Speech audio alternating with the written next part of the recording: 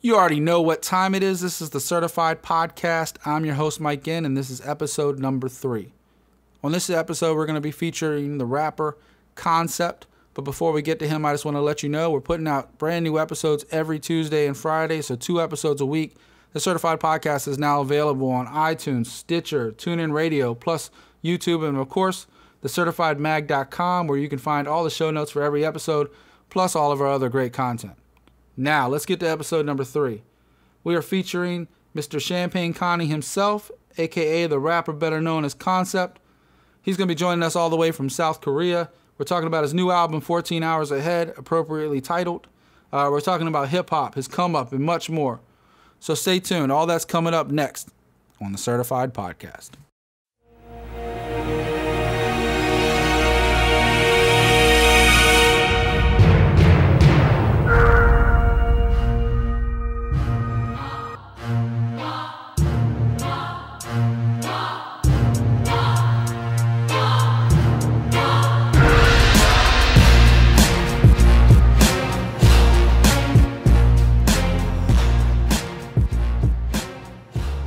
Welcome to the Certified Podcast. I am joined by Koncept. How you doing, my friend? I'm great, man. Thank you so much for having me. All right. Well, we're going to hit on everything today. We're going to hit on your career. We're going to hit on what you're doing out in Korea.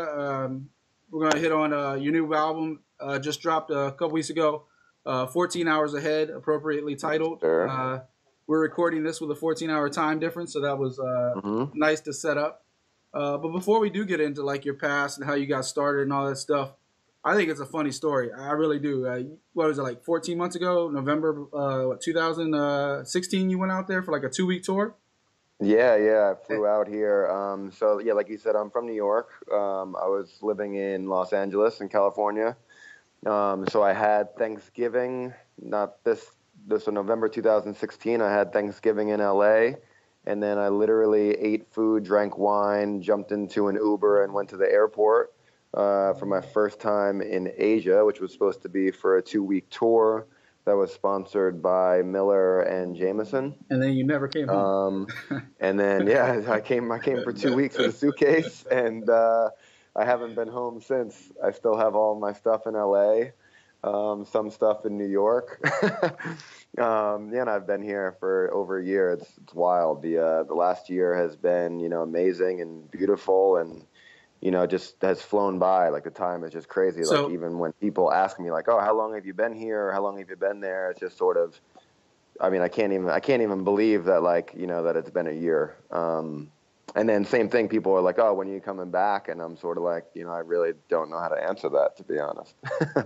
So you go out there for 2 weeks, doing a tour, and then what, like a Sony Music, and just to let people know, you signed with Sony Music Asia.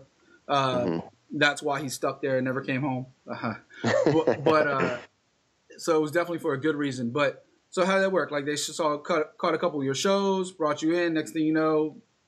Yeah. So what happened was, I was here for the 2-week tour. So I played the first show with Miller, and then the second show with Jameson, and then the artist who owned the club at the second show that was sponsored by Jameson is an artist out here named Bill Stacks Vasco, who's like a legendary Korean rapper. He owned the club, and he had asked me if I would stay to play. He had another club in Busan, which is like another city in South Korea. It's about 3 or 4 hours from Seoul.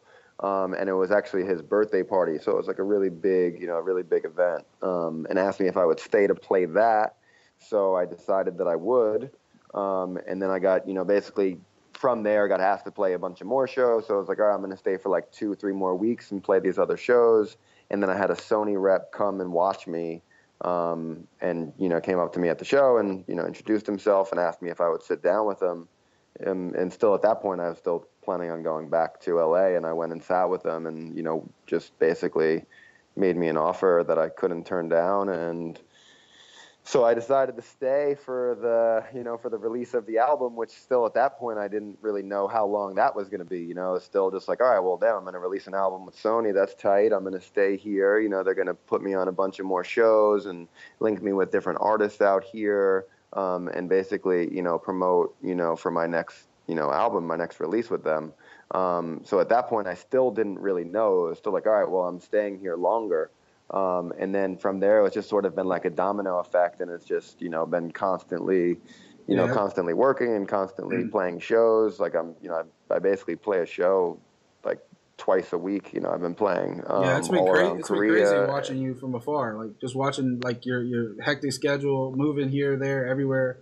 That's been crazy. Thank you, man. Thank you. Yeah, it's been it's been amazing, and like I said, it was my first time in Asia, and since then, I've been over here in Korea. I've been in Thailand a whole bunch. I've been in Japan, and right now we're gearing up to do a whole bunch of more stuff in different places as well. So yeah, it's just been wild, and right now I've been working on a new album as well. I just released 14 Hours Ahead, and it's doing great and moving well. Released a few videos for that. I just shot a bunch of new videos for that actually that'll be coming out very shortly. And I've been locked in the studio for about the last month. They helped me, built me a studio out here just for me to record my next album in. So I've actually just been locked in there. That's where I am right now, actually. Oh, that's crazy. So we'll get. It's 10:40. It's 10:45 p.m. here, by the way, and it's 8:30 a.m. by you. It's 8:45, 8:51 now. Yeah. It's 14 hours, and so it's crazy because I was sitting there, and for people that are listening to this now, this is going to come out about a week after we launched the website, certifiedmag.com. But yes, sir. And in the process of it, going back to when you got started, and your first EP was released in 2009, 2010, somewhere in there? 2000. Well, yeah, I released an EP. I guess my first album was Awaken, which was 2011. Okay, so. But yeah, I released an EP before that. I released like 2 EPs before that.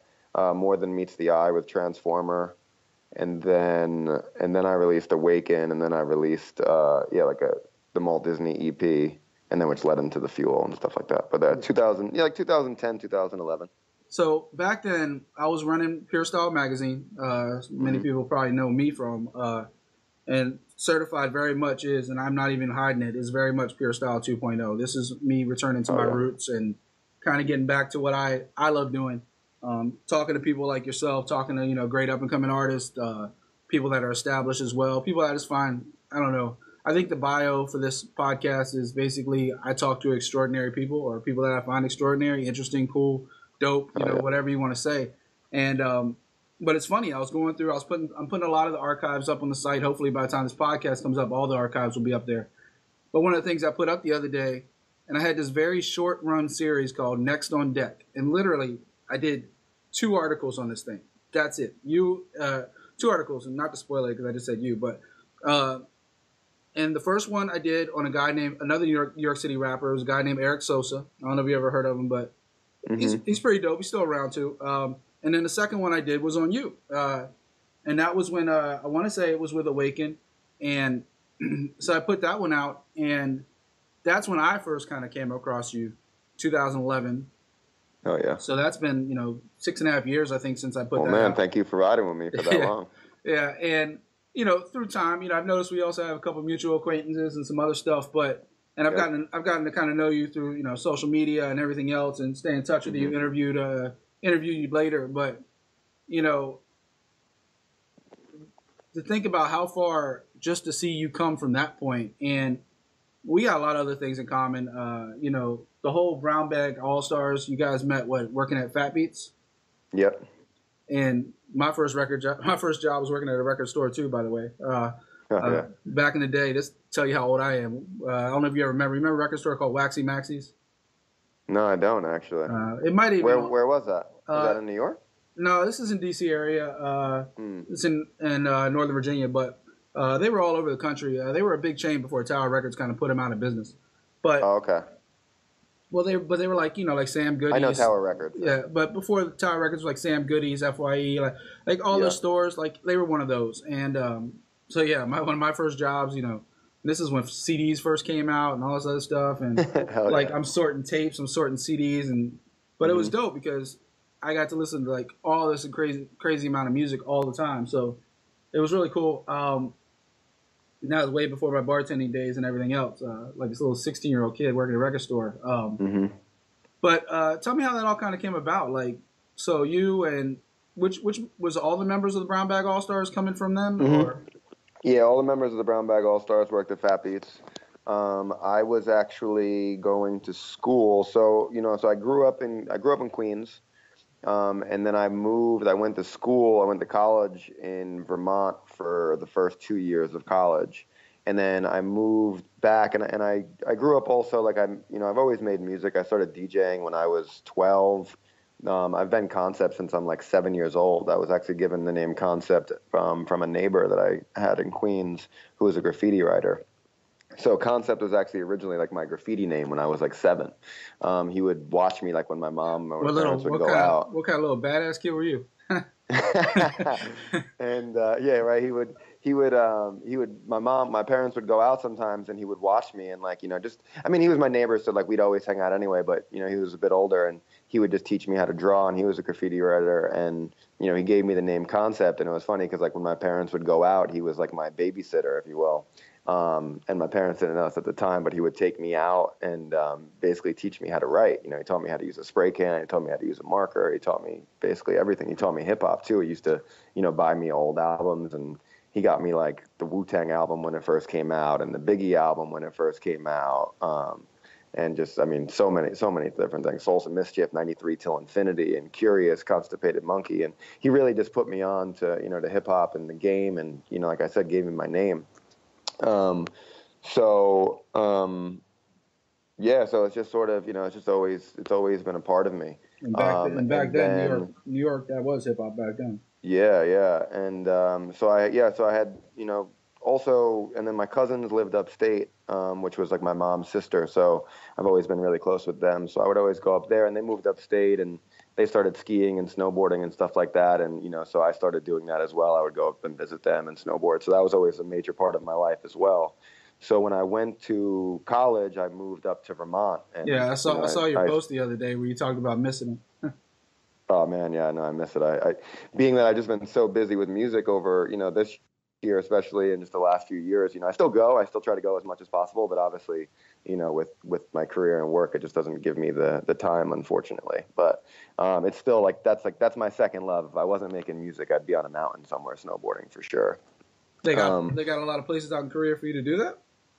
Yeah, they do. Like I said, I've been busy, Last year I got to go a few times though, which was pretty awesome. Just being on a mountain in Korea in a different country with different language was really cool, And this year I'm going to go for sure. I just haven't went yet. They actually have the Winter Olympics out here in February.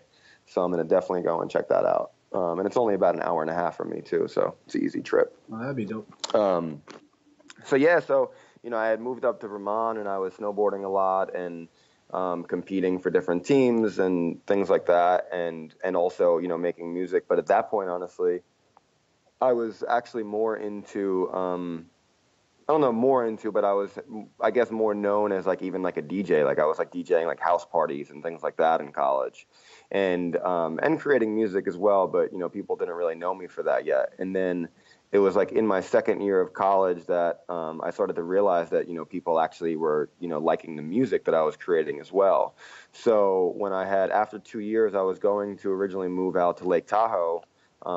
In California to snowboard and like to try to make a career out of snowboarding, whether that have been as a professional snowboarder or just getting into the industry of some sort. And then, basically finding out that people were really, interested in my music and listening to it. It sort of changed directions in what I was doing. And I actually moved back instead of going to Lake Tahoe, I moved back to New York City. And ended up getting a job at Fat Beats, which is where I met, Brown Bag and everybody there. But also just where Fat Beats really just taught me everything about the music industry. It taught me, everything from like store, and Fat Beats was sales. Fat Beats was in Brooklyn, right? In Manhattan. They had the headquarters was in Brooklyn, but the storefront was in Manhattan.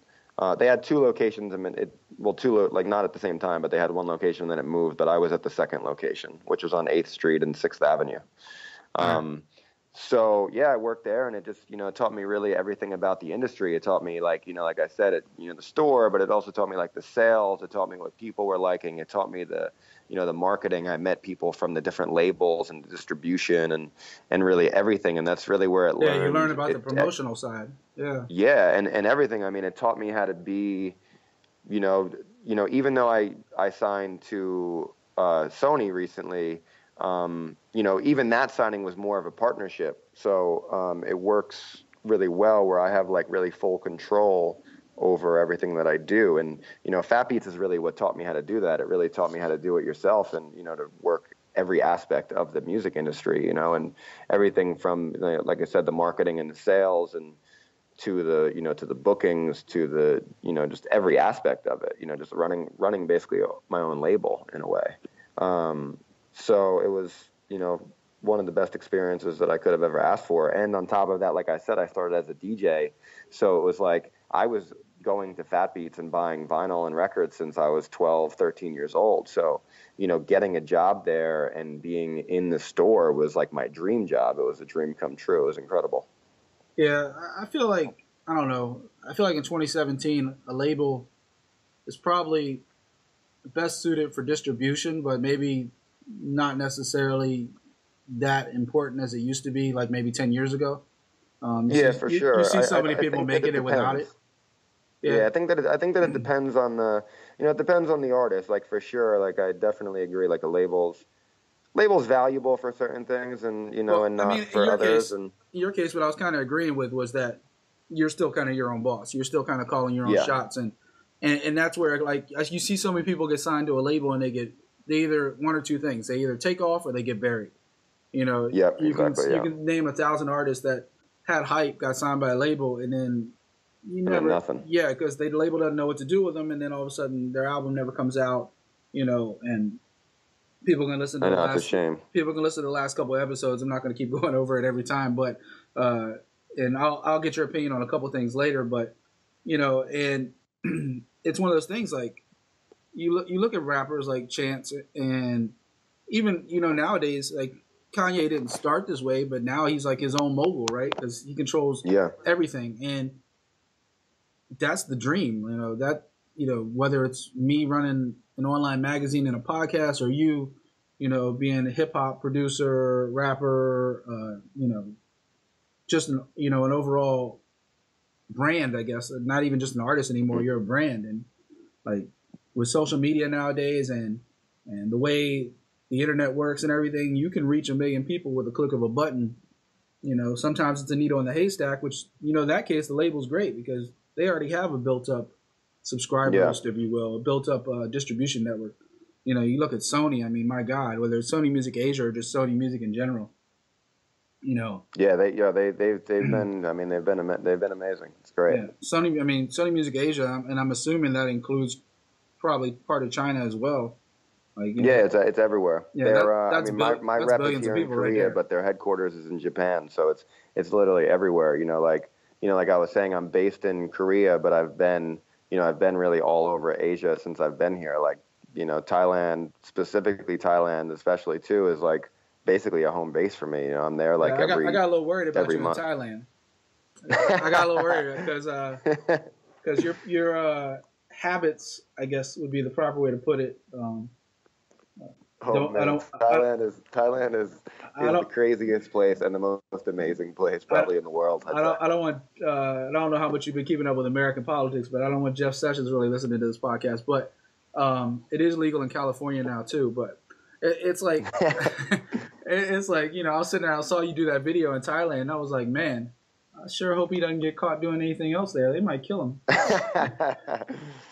Man, Thailand's like everything goes. Korea is a little bit more strict. It's kind of funny because like we won't say too much, but like some of my habits, where it's like legal in California, or like even in the states that it's not legal, it's still pretty, like in New York it's not legal, but it's still pretty allowed, whereas Korea is actually very strict on those things. So it's like one of those things that are sort of hidden.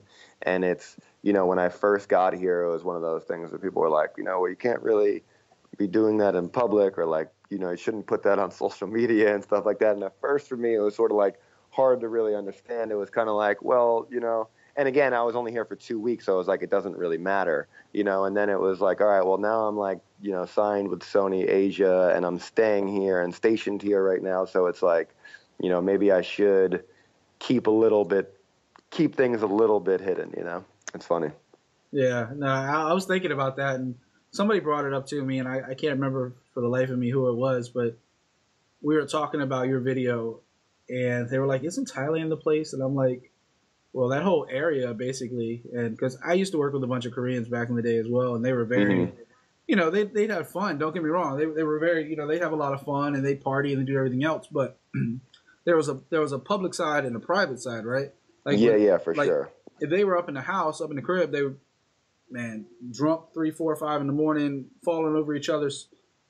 Bro, the drinking culture here in Korea if they were at work, they would be like super professional, complete, like just totally different. And you'd be like, "What? You the same person?" Yeah. Yo, it's funny because the drinking culture here is crazy. Like, well, one, I'll tell you that like places don't close. So like if you go on like Thursday, really any night, but like mainly, you know, Thursday, Friday, Saturday is the weekend, obviously. So if you go like down to like the main areas, like on like a Friday, at 6 in the morning, 7 in the morning, clubs still have lines outside of them. Like the streets are still like parades and shit. It's crazy. The drinking culture is almost too much. Like, I don't know if you've seen some of my videos. Like sometimes I'll video like people like sleeping in the street or like sleeping at the bar or like sleeping at random places. It's just because people just get so drunk here. Yeah. I don't know if you ever drank soju before, but soju is like the Korean vodka, except that it tastes like juice basically. And you could buy it, like you can go to the freaking bodega and buy it in a soda bottle for like $3. And you could drink in the street here. There's no like laws on that. So like, for instance, you could walk outside with a bottle of Jameson and just get into a taxi and drink while you're in the taxi going to wherever you're going, and then get out of the taxi and like walk into a spot with your drink. So it's just wild. You just see people here like just getting completely wrecked. It's wild. Yeah, I'm sure. Kind of reminds me of Ibiza, the way they would do it. I haven't been to Ibiza. You know, it's funny. I was just talking to someone about Ibiza earlier today, but I haven't been to Ibiza. But yeah, I can imagine. You know what I mean? It's just like basically like an all-time party. And how you were saying about how the people you knew were like super professional, and then like at night they would party. Yeah, it's like the same thing. Like people here, you'll see people like in suits, like groups of people in suits, just getting like smashed. And also, like, another thing, too, is, like, the drinking culture and the eating culture. Like, when you go out to dinner, you know, like, in, like, America or find most places, like, you go out to dinner and, like, you're going to have some drinks, you know what I mean? Like, if you're going out to dinner with friends or people, you know, you have some drinks. Like, you may order a bottle of wine or, like, you know, you get beers or, like, liquor or whatever, but you're having drinks with dinner. Remember, you're talking to a bartender. Go ahead. Yeah. Like, here, though, it's like you go out to dinner, but your dinner is the drinks, and it's basically like you get side dishes to snack on while you drink. Like, people would just like go out to dinner and just order a bunch of bottles of soju, and it's like you're taking shots like every minute. And then you're like eating it's not much different. Steak. It's not much different here if you go into like a Korean place, one of those Korean barbecues or something. Yeah. Especially when you get like except that here in like Korea, the Korean barbecues are just a lot cheaper. Yeah, I'm sure. I'm 100% sure of that. But no, especially like once you start getting like late night, those things. Yeah. And then they start looking at the Americans like, why are you here? Like, wait, it's what? funny because I actually lived when I got booked for this trip, I was living in, like I said, I was living in LA, and I was living in Koreatown. So it's funny because I'd be like, tell people like, oh, I'm going to Korea. And they'd be like, bro, you live in Korea already. It's probably not far from the truth. Yeah. Because like I said, I worked with a bunch for a long time when I worked in the hotel business, and yeah, it's just such a great culture too, because I would sit there and like party with them like all the time, and so many good people too. So definitely, like if I was going to go over to Asia, there in Japan, it's probably the 2 places I want to visit the most. Yeah, for sure, man. The vibe here is great, and like the people here, you know, the vibe of the people in general are great, and then also just like the support here of the people and the artists and just everybody is just tremendous. You know, it's like what people have asked me before, just what the vibe is like, and it's like when people go to a show here, and not that people don't do this other places, but I find that, like, sometimes, like, when you play in other, like in New York, for example, like, a lot of the people there are there to see the show and have a good time, and, like, that's what they want to do. And then you have, like, the people there that are there, I feel like, almost to look cool or to, just to be there, or, like, to network or mingle. It's like, we're here, you go to do a show, and it's like everybody's there to see the show, to support the artist, to have fun. Everybody's buying a piece of merch. You tell someone to put your hands up, and it's like the entire room puts their hands up. You do call and response, and you tell them to say something, and you have, like, everybody screaming it. It's just like people are just super supportive of music and art in general here. It's amazing. Yeah, I think New York, most people kind of get lost. I don't think there's really a good way, I bad way didn't to mean put that it. in a negative way either. No, I don't think it's good or bad. I think it's like there's just so much going on. New York City especially. I mean, there's more people in New York City than probably half of Korea. It's just, I mean, Korea's a pretty small country, in size. Yeah, it's just way too much going on. I know I've been to New York several times, and I got friends up there, and I'll go up there and I'll chill. But man, the first few times I went up to New York City, I'm like, eyes wide open. Oh my God, what do I do? What's this? What's that? I remember I went into they have a really famous bar down there called Employees Only. It's a big craft bar, craft cocktails, pre-prohibition style, like old school style. And where is it? The lower boroughs are like Manhattan, and it's one of those things like you go in there and they're putting on this show because the bartenders all put on a show. They're doing it classic style, so they're not really trying to go overboard putting on a show. But everything they do is like presenting the bottle and presenting this. And they show you every how step. they pour it and everything. Every single step. And that's something a lot of us do now. But like the first time I saw that, and it's just like I just like was mesmerized. And But then like 5 seconds later, there's something else going on, and your attention's just gone. And I feel like when you watch a show in New York, it's kind of the same thing, But you were blessed, like coming up from New York, like that's hip hop. So for you to go anywhere in the world, and Europe and Asia and Australia too, like big time Australia, like they love American hip hop. And if you say you're from New York City, I mean I don't know for sure, but I'm assuming they probably treated you like a god when you first walked in that door. Man, it was great. Like it honestly, like that's what I'm saying. Like when I came here, I didn't really know. It was my first time in Asia at all, so I didn't know what to expect. So your first time out of the country? No, first time in Asia. Okay. No, I've been out of the country. I toured. I toured Europe twice, and I've toured Canada and a bunch of places. But It was my first time in Asia, so I didn't know what to expect out here. I guess it was my first time. I mean, no, I've been in other places where like they didn't speak English. But they also, like I've been to Switzerland, and their main language isn't necessarily English. But it was my first time, I guess, it was my first time in Asia, regardless. So I didn't really know what to expect, and just coming here, it was just like instantly the amount of support was amazing. Like the first show, the second show, they were both completely packed out, and people already knew my music and knew the words to the songs, and Yeah, that's what I was going to ask you. And I mean, if anybody's listening to the first couple episodes, my interviews go completely sidetracked. But so I definitely want to get back to the Brown Bag All Stars and that origins out of Fat Beats, because that's a really cool story. I know some of it, and I really think people enjoy it. But that's what I was going to ask you, like, because Korea and like Japan and all those places, like, I hear artists all the time go, and they're like, even if you're not like a super top name artist, they go and like everybody knows the words to their songs. And I was kind of going to ask you that. I was like, when you first performed, did anybody know who you were? Like, yeah, no, they did. I mean, it was amazing. You know what I mean? The support system here, as soon as I got here, and like just the fans and stuff were like incredible. And that's like why when it was a relatively easy decision to make to stay. Because when I got here, the support from everybody was already amazing. Yeah, and then it was like, all right, well, you stay longer and play more shows, and the shows were already great, and everything else that went with it just made sense. So it was like, yeah, shit, I'll stay longer and play these more shows. And then it was like, well, then I met with Sony, and Sony was like, we want to do this and do this, and this, are you okay to stay here for a bit? And it was a pretty easy decision to be like, yeah, I'll stay. I mean, realistically, I just need my computer, my phone, and the studio. And with the situation that we're going to do, like, it makes complete sense to stay here.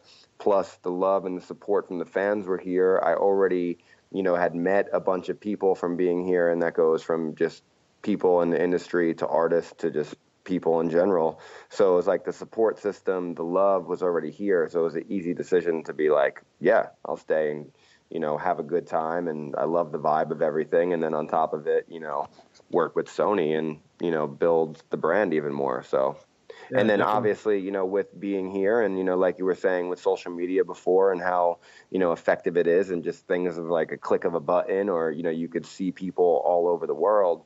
It was like, all right, well, while my brand is growing here, it's also growing globally.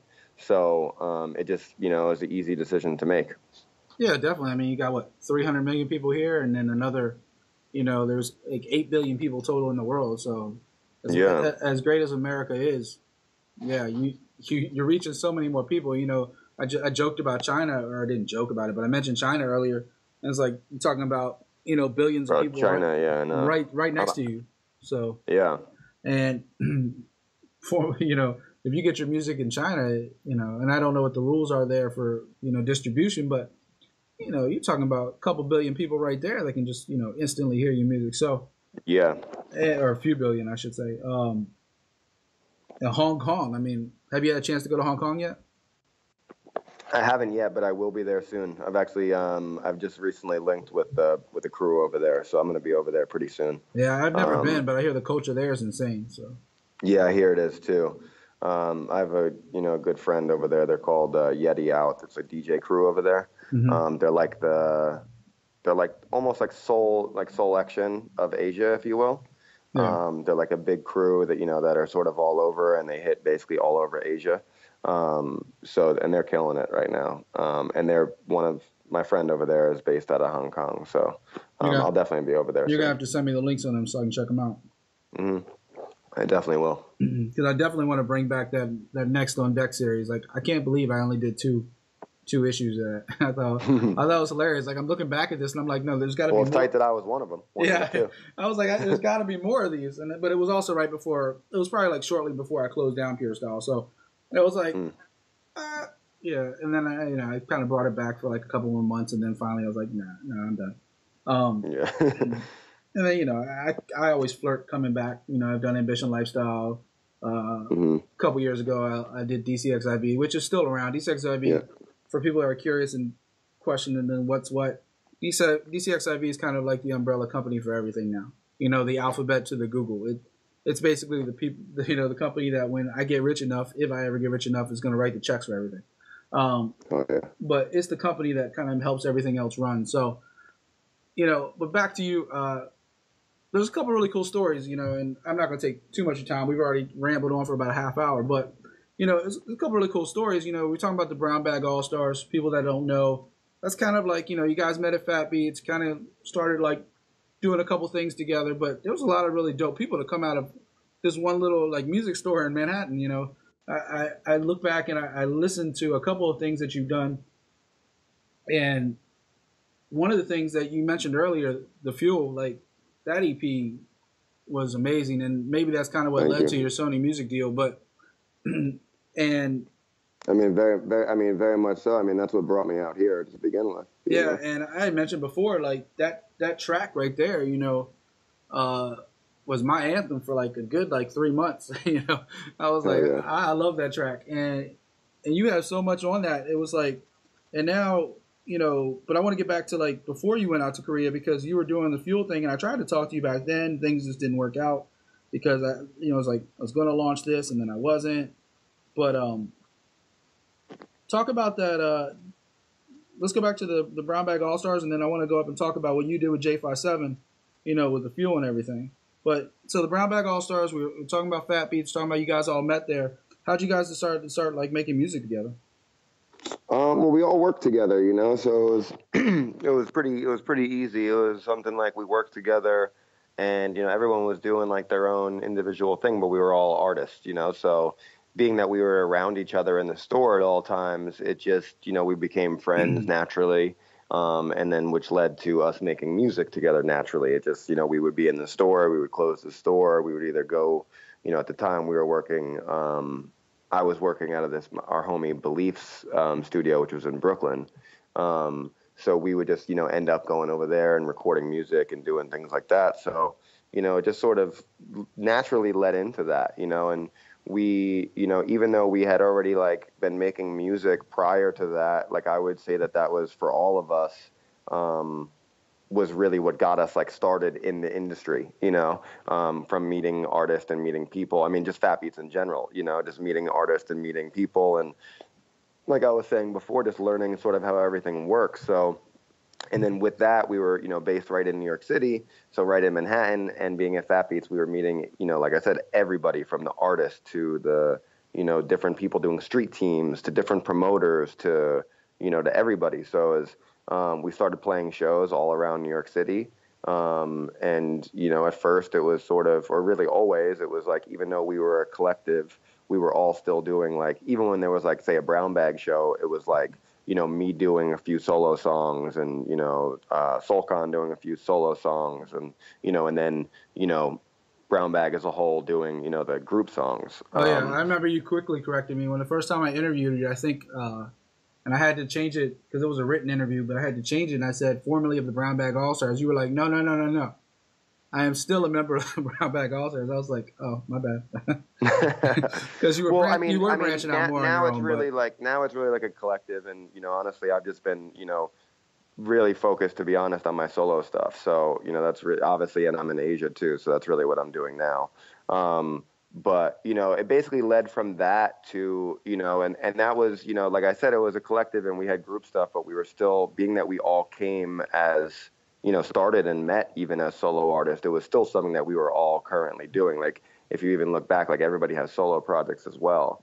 So what it happened also, was, it also pushes all you guys, right? Like all you guys then start like not the competition, but the fact that, I look back at like Wu-Tang, right? Like Wu-Tang, like all of them were individuals, but then they were all like helping push each other. And I look at what J57's done, the Audible Doctor, you said Soulcon, like, a bunch of you guys like have all like been on my radar because individually and I mean, admittedly, I know J57 more from you because of the production stuff, but I had heard of the Audible Doctor, and I didn't even know he was like part of you guys. And that's just part of me being part of the New York underground like hip hop scene for years. My best friend's from Flatbush, so coming up, like, and this is before CDs and all that stuff. He'd have these tapes of different like people, and I just kind of always stuck into that scene.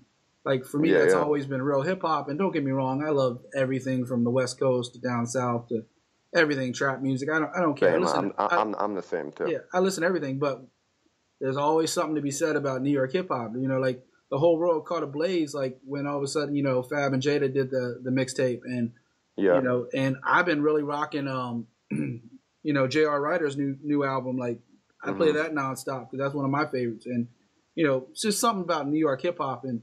All you guys coming up, that had to make you all better. Like, especially since you all had the same goal, Yeah. So then, basically that led to, and then in 2011, I released Awaken. And I think that's like really, like for me, that's really and that's when I first noticed you, Yeah, I think that's when things like started to take off for me a little bit. I had the single on there that was produced by Marco Polo and features Royce da 5'9". And that single did really well, just, in general, and, did well on like college radio and stuff like that. And then, that was when Royce was red hot, so that got you a lot of play too. Yeah. Actually, it was perfect timing because that's when he reunited with Eminem. So I released that single like right after he reunited with Eminem. I think right after they released the Bad Meets Evil EP. Yeah, sounds about right. Yeah. So, and then that happened, and then Red Bull found me, and Red Bull brought me out to LA to use their studio in LA. And, that just opened up a ton of doors for me. Honestly, like that was one of the biggest experiences probably of my career, was going out to LA with Red Bull, because it just sort of, at that point. That seems like a perfect fit for you too. Thank you. Yeah, before that, it was just sort of like, I mean, not that I didn't see things on a big picture or like bigger, but like it was really when I went out there and I sat in Red Bull Studio and I met the A&R who had, worked all the Beastie Boys records and worked with Wiz Khalifa and, signed him to his deals. And, he was listening to my music and being like, these are big records. These could be hits. And then from there, like, worked on the album there and then, basically sat down with major labels. I sat down with everybody. I sat down with Interscope and Atlantic and Universal and, basically, them telling me of like the capability of the music that I had and what could happen. So, that just made me see things on like a bigger scale and just be like, all right, well, I'm doing the right thing. I'm on the right path and I could actually, take these records to a bigger place. So, and then that's really where the Fuel came from. That's when I was working on the Fuel. And then we finished the Fuel. I did all the Fuel over at Red Bull. That was all recorded, mixed, and mastered over at Red Bull Studios. And then released that. So did Red Bull get a chance to see you on the mountain too? Or do they only see the music? No, they didn't. But what's funny is that they didn't really know about that side of me until I was there and told them. I'll say cause straight up, because like I thought you were a great fit for Red Bull, and I was like I didn't even know about the snowboarding stuff until maybe like a couple months ago when I saw you posting stuff. Like it's kind of funny. I was like, damn, I always thought you were a good fit anyway. Sense. Yeah. Yeah, I mean, like the whole facility, like, I still talk to Red Bull all the time. I'm still really tight with them. And a lot of, I've met a lot of people even besides even in the music and sports stuff. Like I've just met a lot of people that work. Red Bull's a huge company, obviously. Are they big in Asia or there's like a more local, like energy company in Asia? All right. So funny is that the owner is Thai. And the company was started in Thailand. But then he partnered because in Thailand at the time, energy drinks weren't something that was like could even be like marketed properly. So they moved it over to where was it in not Sweden, I don't know, somewhere over there though. But the owner's Thai. So actually recently I was brought over, which was one of the most amazing things too. I was brought over to the owner of Red Bull's house. So I went over to the owner of Red Bull's house, and he has a whole facility of like DJ rooms. He has his backyard. He has a golf course. Bro, it's like one of the craziest things. I like went to his house, which is like it's not even a house. It's like a compound. It's like three giant buildings. One of them is his house. One of them is like his wife's like textile company. One of it is just basically like his playroom, which has, like I said, like the DJ rooms and all that stuff. There's like a bar. We like hung out. He had his personal chef like make us dinner. We had drinks. We played a little putt golf in his backyard. It was amazing. But even though that Red Bull's Thai, like the owner is Thai, they moved to Hungary. It's still, like the company is bigger in other markets. In Asia, their biggest market is in Japan. But yeah, it's still huge out here as well. Yeah, I'm reading the Wikipedia now. It said they went from Singapore to Hungary. So yeah. And then to California. Yeah. In Thailand, for some reason, I guess like the energy drinks, they weren't able to market them properly or something there, so they moved it just for like, money wise and stuff like that. But yeah, man, it was just just an amazing experience, and then basically that, like I said, it just sort of gave me a bigger scope and a bigger idea of what I could do, and from there I've taken it and I created the Fuel, and I've got to see a lot of the world and from music and performing for people, and then I came to because of that project being released and, doing well and people finding out about it, I was brought over to Asia and, here I am. The rest is history. Still developing history. Yeah. I mean, you've been doing this for, 8, 9, 10 years, like on a like more public level, I guess would probably be the best way to put it. But I mean, you're still a young dude.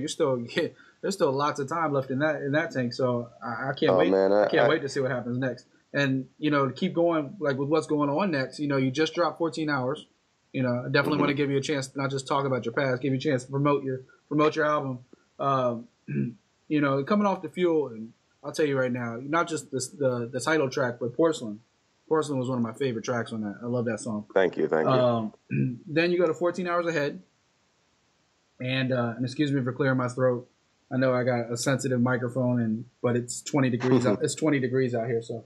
Bro, it's wild over there, right? I seen someone posted an Instagram video and it said -30 Fahrenheit, and I was like, bro, is this real? Like, is that real life? This is real life. People are frozen to death. Dogs like, are frozen to death. -30 Fahrenheit. I'm like, that is crazy. They say it's supposed to kind of snap out of it this week, and I mean, this podcast, all that. This podcast will be airing about five days or so after I record it, so it's still relevant. But it's just snapping out of it, and I'm just like, I don't even want to leave the house. Like, it's freezing. Like, bro, my wife asked me to go do something. No way. I'm like, really? It's cold here in Korea, but it ain't -30.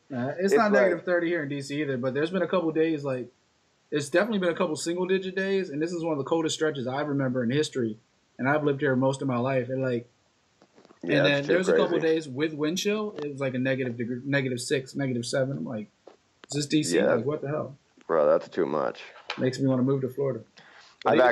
This is the last year that I'm ever going to live anywhere cold or be anywhere in the winter when it's cold, unless it's like just straight up touring. But like, as far as being stationed, like, it's funny because, like I said, I'm in Seoul right now, and like, I've been going, in a lot of other places in Japan and Thailand and stuff like that. But like, literally every time that I walk outside here, I'm like, because I'm recording a new album right now, I'm like, I could just put all of this studio stuff into like 2 or 3 suitcases and just fly to Thailand and build it into a fucking hotel or something. I'm sure. Yeah. I'm like, this is too much. And it's not -30 Fahrenheit here. Well, hopefully you're better at your goals than I am, because I keep saying I'm moving to Florida every year, and now I got a family and everything that holds me back now, but. Now it's convincing my wife and daughter to move down there. The daughter's all about it because we want to move to like the Tampa area, which is close to Disney World and Legoland, so she's all about it. Yeah. But amusement parks, 9-year-old sold. The wife was a little bit more sold when I told her the price of the houses down there. But yeah, no, definitely I got to get out of this cold. I agree with you 100% on that one. Bro, it's too much. And I'm not that great at podcasting. It's still brand new to me, but I guess this would be a segue. But the fuel, the fire, then led you into like trying to get back on track a little bit.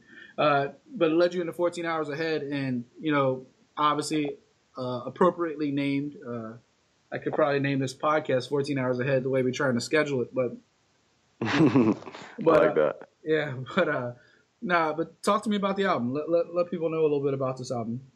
Yeah. So 14 Hours Ahead, I mean, obviously is the time difference. That was like the, original idea of the title for it, but it's also, it's way more than that. It's, it's seeing what your future is and manifesting your dreams and, being ahead of yourself.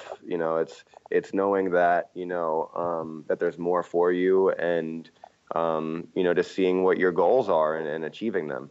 So, when I say 14 hours ahead, it's not just the time difference, but it's, it's manifesting your future and your dreams into reality. And the album is 13 songs. It is available everywhere, every streaming platform, every music store worldwide. So you can go get that. Like you said, it was released on Sony Music Asia. Yeah, I'll put links in the show notes to iTunes and Spotify and all that stuff so people can find it as well. Tight. And and I have I released a few music videos for it for songs Understand Me, Hug Someone, and Overboard. I saw the video for Overboard. That was pretty good. That was the one you did in Thailand, right? Yep. Mm-hmm. And then I have recently I had my videographer from LA fly out here to Seoul, and we shot a few more music videos. So in the next few weeks, about probably like a month, I'm going to drop the first music video. But we shot 4 music videos, so I have a bunch of videos coming out. Is one of those for Adidas? Because I kind of love that song too. One of them is not for Adidas, but I'm glad that you like that song. Killing me. I'm not putting any of this out. No, I'm just kidding. Honestly, I love every song, like myself. So it's like, and I go through different moods, like I know you said before, like The Fuel and Porcelain are your favorite songs. And, from that project, just say, and, for me, when people ask me like, oh, what's your favorite song on the album? It's like, honestly, if you ask me today what my favorite song is, it's like picking your favorite kid, in a week, of course, in a week, it's different. It depends what mood I'm in that day. So, So when he flew out here, basically he was out here for a few weeks, and we're just working the whole time. So it's kind of just like, we had plans for 2 of them already, but then like after we finished those 2, it was sort of like, all right, well, what's the next joint that we're going to shoot? It was sort of like, I'd like put out a tweet like, what's your favorite song on 14 Hours Ahead? What video you want to see? And someone would answer, and I'd be like, all right, yeah, I fucks with that one too. Let's do that one. But yeah, I have, a bunch of music videos coming out. Like I said, the album's available everywhere. I'm performing it everywhere. And, I'm just, the love and the support for it has just been amazing. And, people all over the world. And just for the record, it's amazing. Those weren't my only 2 favorite tracks on the thing. I like Patience a lot too, but no, I wanted to shoot a music video for Patience.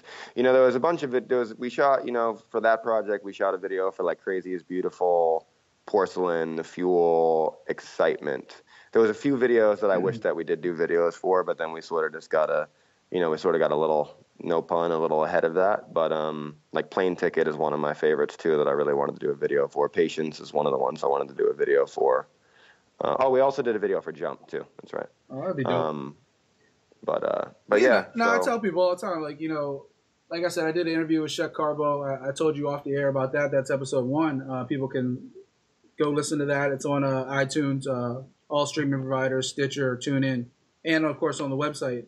But I did that, and I told him the same thing I tell you. I've rode with him for a very long time too, and it's one of those things, like, I don't do it just because I know you now. Like, yeah, me and you can chit chat anytime we want, and that's dope because me and you never actually met face to face, but through social media, like, and mutual acquaintances, support each other, but I wouldn't ride with you so hard if you weren't that talented. Yeah, I mean, you're a cool guy, and I enjoy talking to you, but like, as far as your music goes, like, I wouldn't be, putting you out on all my platforms and on DCXIV and Pure Style and Ambition Lifestyle if I didn't, really think that you were super talented, uber talented. So I appreciate that. Friendship is cool, but business comes first. And man, you've been killing it for a number of years, and I'm really glad that the world gets a chance to witness that. Not just the people that know you, but now, like, like I said, you had a lot of publicity in New York. I feel like you really expanded your reach when you went out to California and you were going up and down the coast shooting music videos out there with J57.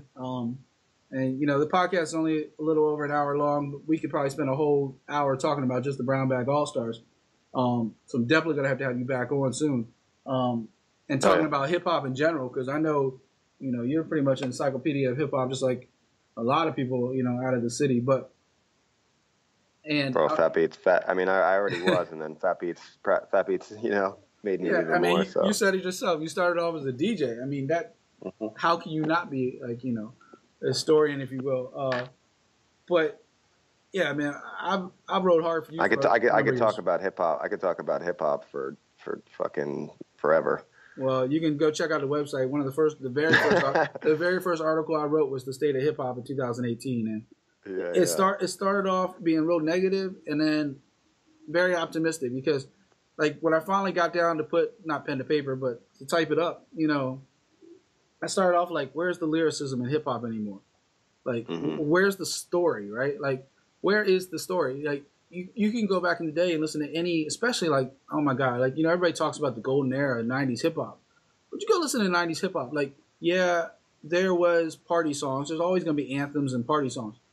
But almost every artist had at least several tracks on each album that were like full stories, like from beginning to end. You knew, like, you wanted to listen to the whole track because you wanted to know how the story ended. It didn't really matter, like, if a song was good or not sometimes, because you were just like, you were caught up in the story. And, and I keep using the same example, but, you go through like 80s, you know every word to like Slick Rick and Dougie Fresh, right? You go to the 90s, what Jay did, and even, LL and all these other artists from like the 80s and 90s, and one of my favorite rappers, Mad Skills, who make a little bit of noise right now with his little beef with Uncle Murder. But, all these different rappers from those eras, but every track, like, there was like a story and there was lyricism. Royce the 5'9". I mean, we were talking about Royce earlier. Yeah, there's a perfect example. Bro, he's killing it right now too. He's man. one of the greatest. The new bar exam project is crazy. Yeah, he's one of the greatest lyricists of our generation. And yeah, for sure. Anytime Royce gets on a track, doesn't even matter like who he's with. You know, like he gave you a rub, he gave Logic a rub. A lot of people don't remember that. Like Logic, like people kind of knew about Logic, but then when he got on a couple of those tracks, like I think it was on the Southpaw soundtrack, he did that one with Royce, and all of a sudden people were like, wait, who's this guy? And he's on the Prime project too. Yeah, and Logic's a local kid out of the DC area too. You know, hopefully one day Logic, if you're listening, get you on the podcast. Love to talk to that dude. That would be amazing. But bro, he's murdering it. Oh, he definitely. And you know, it's one of those things. You know, hip hop though. When I saw in the last month of the year, you know, in December, and you know, I talked about Fabulous and Jada's album, which was fire from the intro. I mean, from the intro, like, oh wait, this is real hip hop. Like these are two vets, like coming in and they were literally. And it's great that they got so much love for that project too. You know, because they didn't half-ass it, right? Like, yeah. They didn't just say, oh, this is a mixtape, let's just goof off. Like they went on that album trying to kill each other. Oh yeah. Like it was really Freddie versus Jason. Like they were trying to murder each other, and that was just dope. And then you look at, like I mentioned, J.R. Ryder. Like you know, some people call him underground. Harlem has mad love for him. New York has mad love for him. J.R. Ryder's been killing it for a number of years too, and he's another guy, just straight lyricist. Like not all of his tracks have stories, but it's just straight lyricism. And I got that. And then Eminem, you can say what you want. Some of the album was good. Some of the album was like, he was just trying to like make the new one. Yeah. Like I just didn't like the production on it. You know, I think that Eminem, obviously, you know, and I'm not talking shit. I mean, I would love to work with Eminem. You know, and anything. I think that he's, you know, one of the best ever. Well, I think Ed would tell you himself sometimes when he goes back and looks at a project that maybe it wasn't his best work.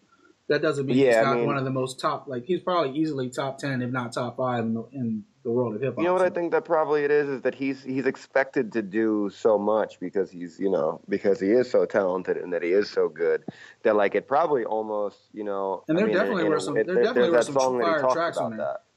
Oh yeah, for sure. There's definitely some fire tracks. And I mean he raps his ass off all the time. Like, you know what I mean? Like his rapping ability is always incredible. You know what I mean? Like I don't think you ever really hear anything from Eminem that you'd say is bad in the rapping terms. You know what I mean? Like as far as like he goes, you know, there was a couple of songs on there that like the production wise, I was just sort of like, I'm not really feeling the production. So therefore, I agree like with you. the That's song kind of itself, how I felt about 444 for Jay too. Like I kind of felt like that same way. Like it just wasn't his best. Like I like 444. I probably like 444 better than the M project, but you know, but still though, it's sort of like, yeah. But I think that M, I think that he's one of the best ever. I just think that like the production on the last album, there was a couple joints that I was like, I wouldn't have even used this beat, or I would have, you know, I think that maybe he should have maybe dropped it from the album kind of thing. But besides that, I mean, yeah, he's incredible. I think the second half of the album was a lot better than the first. I think it's one of those things like where he had so many tracks because he's gone a few years without an album, or a couple years. I think how many tracks? There was like 16 or something, right? Yeah, maybe even more than that. I want to say it was like maybe 18 or 19. But yeah, I wanted to say 18 too, but I wasn't sure if I was over. But it's like one of those things. Like when you put that many tracks on an album, there's going to be a few tracks that don't appeal to everybody. And music, you know, for better or worse, is always going to be some of these tracks are fire, some of these tracks aren't for you. And yeah, and you know what? You might even, when there's so many tracks too, what I find too is that, you know, like you just said, like I agree with you. At the same time, I feel like when there's so many tracks sometimes, like just because there's so many, you may skip a few or like not feel some now, but later on you go back and listen to them and you're like, oh, this joint is fire. Like, how did I miss this one? You know? Well, I'm kind of like that too. Also, that you can't be just one type of artist sometimes. Like me. Oh yeah. No. One of the reasons why I've kind of gone back to this genre of magazine, if you will, is because it gives me a chance to do everything. I don't have to be just, you know, sports talk like I was doing with MVP Town or just MMA with the Art of MMA, which is one of the last ones that I had open. You know, I don't have to be just music. I don't have to be just TV and film. I don't have to be just business. When you do a genre like I'm doing now with society and culture, I can touch on everything that I'm interested in, not just one. Yeah. And as an artist, and I'm sure Eminem, you've heard about how his rants against Trump and, politics and life. And he's always been kind of like a little bit, not necessarily political, but always like pop culture-esque. Like he'd always hit on those hot topics in society and culture. Yeah, for sure. And I mean, even his early stuff that really, made him pop really was him talking shit about a lot of pop people. Definitely. Like NSYNC and things like that. You can go back before that. I mean, like I said, I've been an Eminem fan forever. You go back the Infinite album and all that stuff, before he kind of blew up with Slim Shady and Marshall Mathers and so on and so forth. Like a lot of those tracks, like, even on Brain Damage, like, which was one of the tracks. Oh man, that song is so fire. Yeah, but it's one of those tracks that he re-released. Like that was an underground track, and you listen to it, like he's like ripping on like pop culture a little bit. He's ripping on himself mostly in that album, but that track. But like, he's that whole album is great. Yeah, I mean Eminem, Rock Bottom, there's a lot of joints on there. He's had such a great career that even if he puts out an album that's not 100% fire, people are still gonna listen to it. And I mean, I'm sure that album. Was that album number one? I don't think it was number one just because it came out with so much other stuff. It may have been for like the moment it came out. But that also came out, Kendrick dropped an album, not Reek. Big Sean dropped his album. That there was just so many people that came out right towards the all in December. And that happens all the time. And that's kind of what, like, getting back to that article I wrote, like that's kind of like where that went. Like I was like, man, I spent most of this year saying all this watered down, and I don't want to call it garbage because, like we said just a minute ago, it's something for everybody.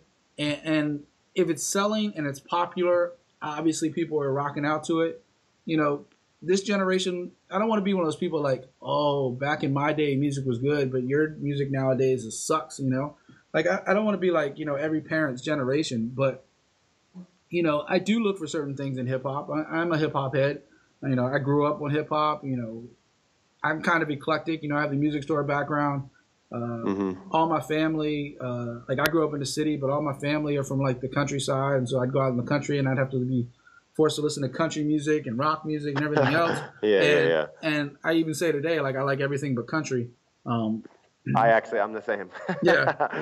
I like everything but country too. Yeah, but why? Because I like music that gives you a feeling, and in all honesty, not that country music doesn't have a feeling. I'm sure that it does, but for me, it's just I don't feel it because it doesn't resonate with me. Yeah, it doesn't resonate with me.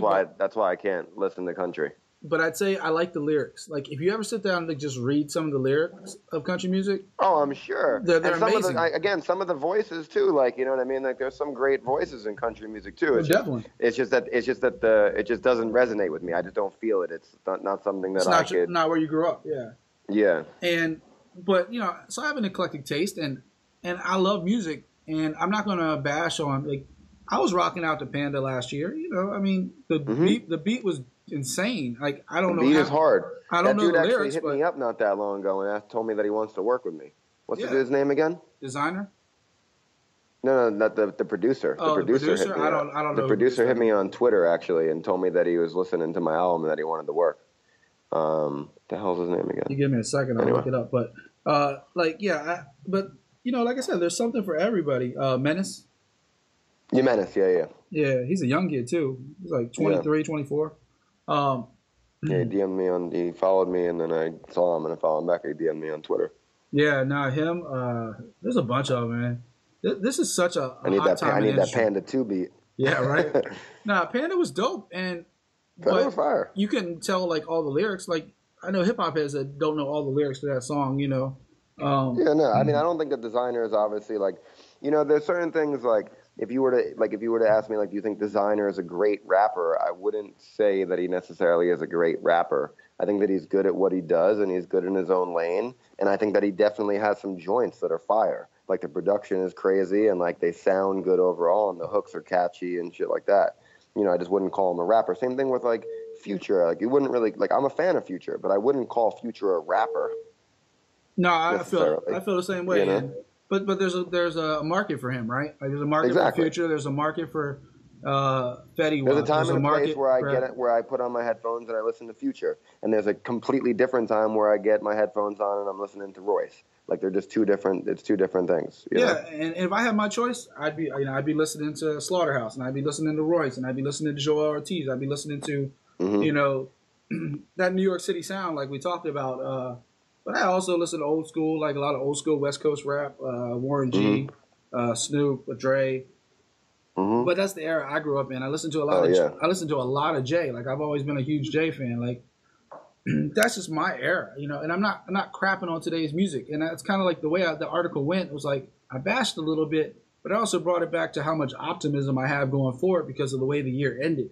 And now I'm really optimistic because some of this stuff coming out right now is fire. You know, like I'm not a big Cardi B fan, but you look at her first track that kind of like I was like, really? That's the track that you hit off on, and I feel like she got Bodak Yellow. Yeah, and I feel like she got more of that love and hip hop rub on that first track than the track was actually worth it.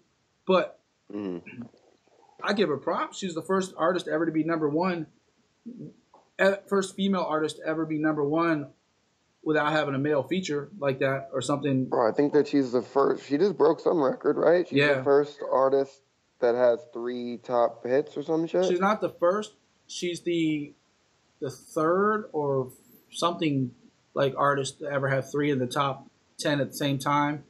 And crazy. But like one of the other people to ever do it was the Beatles. Bro, that's not even, and that's, so she had that, and then she dropped. I think it was like the Beatles and Eminem or something like that. And Cardi B. Yeah, Cardi B. And don't get me wrong, like I rock hard to that. Like that new Finesse joint is dope with Bruno Mars. Like, yeah, bro, that shit is crazy. Like her whole thing is crazy. I mean, bro, I have a homegirl in LA. I saw her post a video yesterday, and she's like at some club or whatever, you know, in LA. Yo, and it's literally like it's not even a club. It's a fucking bar. Like it's not like a spot where people go and dance or do anything. It's like, you know what I mean? Like looking at it, like it's probably the spot where most people are just sitting down having drinks and conversations, bro. And she's in this place, and it's like 50 people in the middle of the room, all dancing, screaming the words to Cardi B, Bodak Yellow. And I literally watched it just like laughing, like, oh man, people will go. I mean, I already knew people go crazy to the song, but like I said, bro, it was like a sit down lounge conversation kind of place. And it's like everybody in the room standing up. Like from the video, it looked like as if like everyone was sitting down, the DJ's probably like playing music the whole night. And then that song comes on and like everybody stands up at the same time. I'm like, man, she is absolutely murdering it right now. No, I give her all the props in the world. Like I'm not the biggest Cardi. I'm not the biggest Cardi. I'm not the biggest Cardi B fan. Before all that, I would have. Like, you gotta give Cardi B. I would have been like loving hip hop. Like, come on. You gotta take your hat off to her. Like she's killing it. Good for her. Absolutely killing it. And like, I don't know. Like I looked at it first, I was just like, but the more she keeps going, the more like I still can't get over. Like I think it was like Jimmy Fallon she was on like a few weeks back, and there's like this clip of like every time he asks a question, she'd be like, "Arr!" Like that was her answer. And I'm like, and Jimmy didn't know what to do. Like he had no idea what to do with that. Wait, kept that? That's what she kept doing on every answer? Not every, but pretty much, yeah. Oh man, I gotta go watch that. I haven't seen that. Yeah, Jimmy was like, yeah, like he didn't know what to do. Like, that is fun. And he tried to go back and forth with her, but he really did. You could tell she like had his. And she performed on it too. I don't know if she performed. She was just doing the interview, the clip I saw, but yeah. I mean, she probably did perform, but I only saw the clip, and it's just she's a trip, but more power to her. And her and Offset doing like the fake sex video was kind of funny too, but like I mean I saw like I didn't see anything really about that. I saw like the headlines for it. Yeah, I saw like something on TMZ. Well, was it like Instagram Live or something, right? Yeah, like I guess like there was like rumors that a sex tape had leaked, so they went ahead and like did like a fully clothed like fake sex tape, like he was like faking like he was humping her or something like that, and they were just like playing it up for people, but you couldn't really tell what the angle it was because like it was like Instagram or something. Yeah. Do you think that whole situation is going to be a good thing or a hurtful thing in the long run for Migos? I'm not. Oh, now you're interviewing me. That's fun. I'm not. I'm not the big me. I'm not the You biggest. you said it's a conversation. So Yeah, no doubt. I'm not the biggest. I'm not the biggest Migos fan. I've always kind of think they had like their 15 minutes of fame, and I'm not trying to have them jump me next the way they jump everybody else. right. I grew up in the hood. I've had enough of that. I'm good. I'm growing now. Like Joe Budden said, I'm growing now. I don't need that trouble. Bro, Joe Budden's killing it too. Yeah, him and Diddy just signed like a deal for him to like do some new show on Diddy stuff. Because him and Complex had a blow up or something. It's kind of crazy because I thought him doing that stuff honestly was sort of like a jump back in a way, like when he first, when he sort of stopped rapping, I guess when he said he retired from rap or whatever that's about, and then started doing the TV, Everyday Struggle. Not that Everyday Struggle wasn't, a big show as well as a complex show, but I was just sort of thinking like, oh, it's kind of like a fallback, a setback kind of thing. But I mean, obviously it's been proven to. Now he has a show with Charlemagne. Now he just signed something with Diddy, so he's probably making more money now than he ever has. I respect him, but real quick to finish on Migos, like I think the 15 minutes of fame is kind of over. They come out with a song here and there, but I don't see people, at least in my everyday life, I don't see people rocking out to them as much as they did. I feel like they're more of like a talking point more than anything because of what Offset's doing and what the rest of them are doing, like outside of music, like who they're getting a beef with, who they're fighting with, like. And I know, like, that's kind of hip hop, right? Like hip hop, the more beef you have, the more buzz you get. One would argue the beef that Nas had with Jay-Z brought Nas out of like hibernation, right? Like Nas was kind of like slowing down a little bit, and all of a sudden he has like another 3 or 4 albums coming out that are all fire because he got kind of fired up with his beef with Jay-Z. And now he has all types of business ventures, obviously. And together, of all things, both of them working together. But the funny thing is, like, so I know beef is part of hip hop.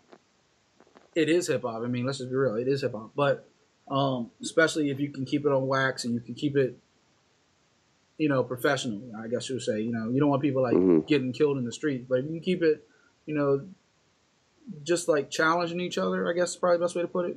Then beef is always good, but yeah, I don't know. I don't think it's going to help or hurt. I think if anything, it kind of helps keep Offset's name in the public, so maybe it helps Migos. They say no bad publicity, but Joe Budden, I've always been really torn on. Like, I've always liked him as an artist, but sometimes he's another one of those dudes that kind of goes off the rails for no reason sometimes. You listen to, who was he doing an interview with? Was it Ebro? I think he was doing an interview with Ebro right after he kicked off, what's her name, off his podcast. How was the girl who was doing this podcast with him? But anyway, like they were doing an interview, and I don't know if he felt like he was being attacked, but he kind of went off the rails a little bit on that interview because he was trying to promote his new like mixtape or whatever or album, and he's real sensitive. I think it's the best way to put it. Like he's super sensitive, and everything bothers him, and he doesn't like I'm one of those people. Like I got like a resting bitch face sometimes. Like if I'm upset, I'm not gonna hide. Like there's no way for me to hide it. Like I can't be like, yeah, everything's great, but like my face is like telling you no, everything's not great. Yeah. And Joe Budden's like he's super sensitive, and so every time something bothers him, he don't even hide it with his face. He his words and everything. Like he just completely like goes into that mood.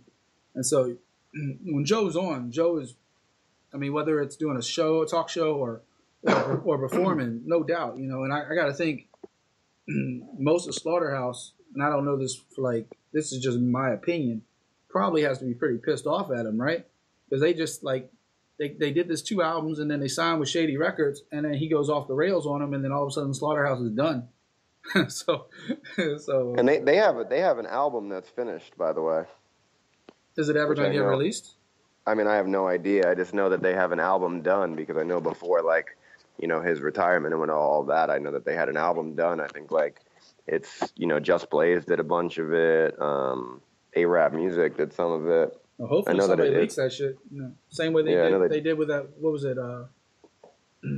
What was that one album they did with Weight Scale on it? Like Weight Scale didn't make the production version, but In Our House or something like that. Like Like oh yeah, the mixtape version of that shit was way doper than the actual one. And the actual one was dope too. The mastered copy was dope too, but like the mixtape version with weight scale and all the other stuff, my God. You know, so hopefully they leak this one out too, you know. Hopefully, you know, Royce, I know that it was done like a while ago. So. Crooked Eye, somebody leak that shit out. Yeah, right. If it gets on the internet, we'll all hear it. We're in big enough circles at this point. It will make its way to me, I promise you. But yeah, Joe just kind of always goes off the rails a little bit. So, like I said, I like his work.